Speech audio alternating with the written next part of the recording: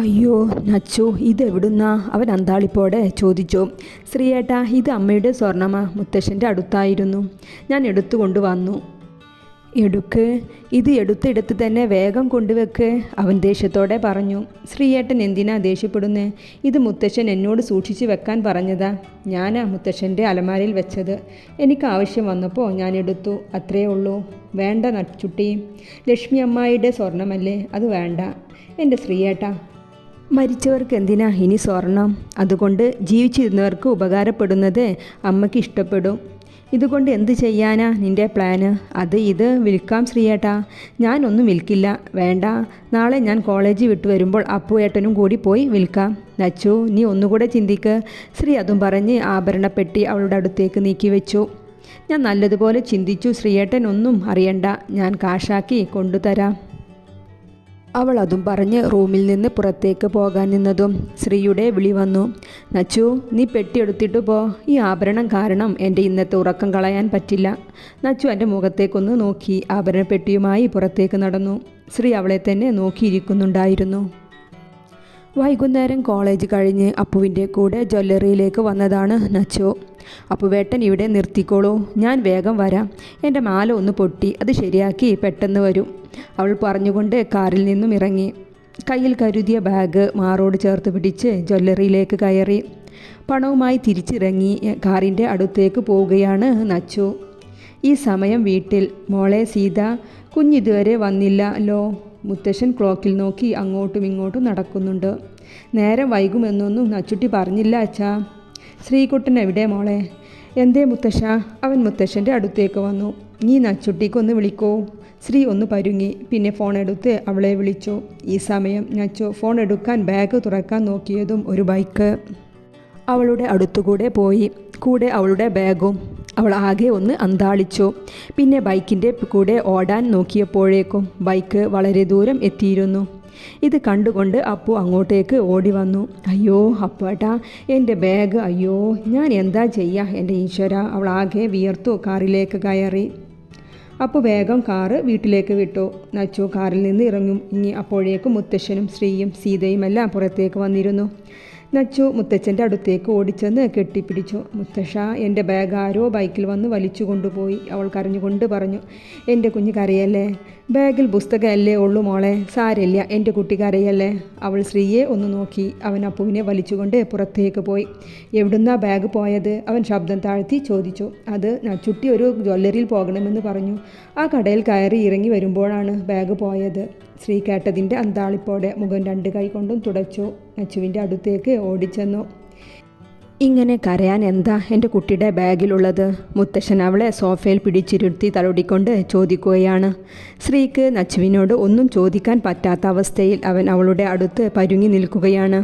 മുത്തശ്ശ, എൻ്റെ ഫോണും പേഴ്സും എല്ലാം പോയില്ലേ? മുത്തശ്ശൻ എൻ്റെ കുട്ടിക്ക് പുതിയൊരു ഫോൺ വാങ്ങിത്തരാം. എൻ്റെ കുട്ടി ഈ കരച്ചിലൊന്ന് നിർത്ത്. മോള് റൂമിൽ പോയി ഒന്ന് കുളിച്ച് ഭക്ഷണം കഴിക്ക്. മുത്തശ്ശൻ ഒരുവിധം അവളെ റൂമിലേക്ക് പറഞ്ഞയച്ചു. മണിക്കൂറുകളായിട്ടും നച്ചു റൂമിൽ നിന്ന് പുറത്തേക്ക് ഇറങ്ങി വരുന്നില്ല. സീത ഒരുപാട് വിളിച്ചു.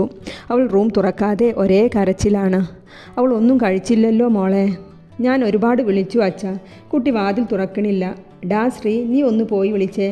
ശ്രീ മുകളിലേക്ക് ചെന്ന് വാതിലിൽ മുട്ടി വിളിച്ചു. അവൾ എഴുന്നേറ്റ് വാതിൽ തുറന്നു. എന്തേ നച്ചു, നിനക്ക് ഇത്ര ശ്രദ്ധയില്ലായിരുന്നോ? ഇനി ഞാൻ ഏജൻറ്റിനോട് എന്ത് പറയും? അവൻ റൂമിൽ കയറിയതും ഇതാണ് പറഞ്ഞത്.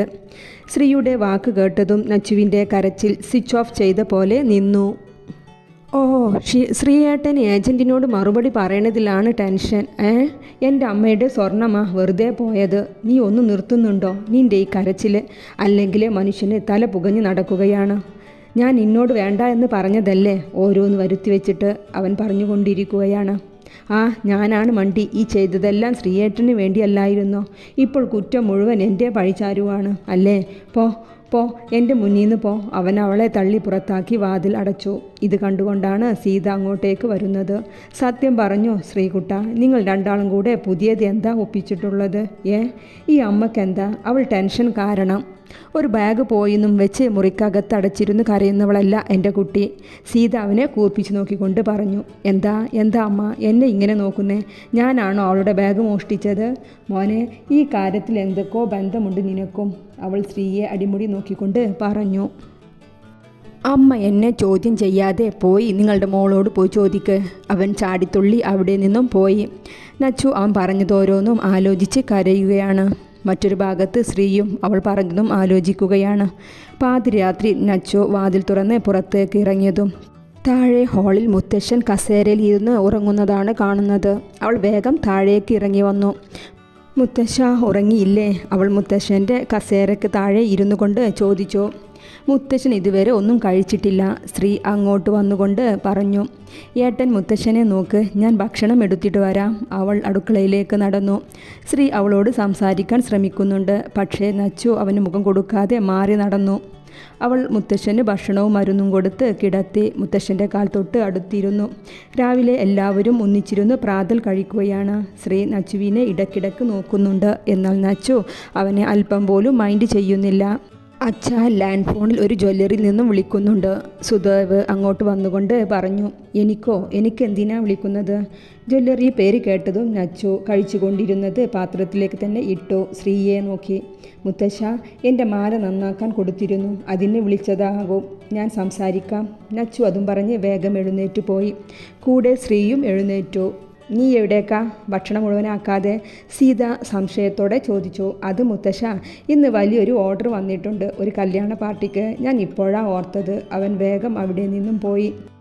നച്ചു അവളുടെ സ്വർണം ജ്വല്ലറിയിൽ കൊടുത്ത് പണം അപ്പുവിൻ്റെ കയ്യിൽ ബേക്കറിയിലേക്ക് കൊടുത്തുവിട്ടു. ശ്രീക്ക് അത് ഇഷ്ടമായിട്ടില്ല. അവൻ അതുമായി നച്ചുവിൻ്റെ അടുത്തേക്ക് വന്നതാണ്. ഇന്ന നിൻ്റെ പണം, എനിക്കിനി ഒന്നും വേണ്ട. ശ്രീ പറഞ്ഞുകൊണ്ട് പണം അടങ്ങിയ കവർ അവൾക്ക് നൽകി. ഈ ശ്രീയേട്ടൻ ഇത് എന്താ? ഞാൻ ഇത് കടമായി തന്നതാ, ഏജൻറ്റിന് കൊണ്ടുപോയി കൊടുക്കോ. അവൾ അത് തിരിച്ചു അവൻ്റെ കയ്യിൽ തന്നെ വെച്ചു കൊടുക്കാൻ നോക്കി. അപ്പച്ചിയുടെ സ്വർണം കൊടുത്ത പണമെല്ലാം പോയില്ലേ, പിന്നെ ഇതെവിടുന്ന? ശ്രീയേട്ടൻ അതൊന്നും അറിയണ്ട.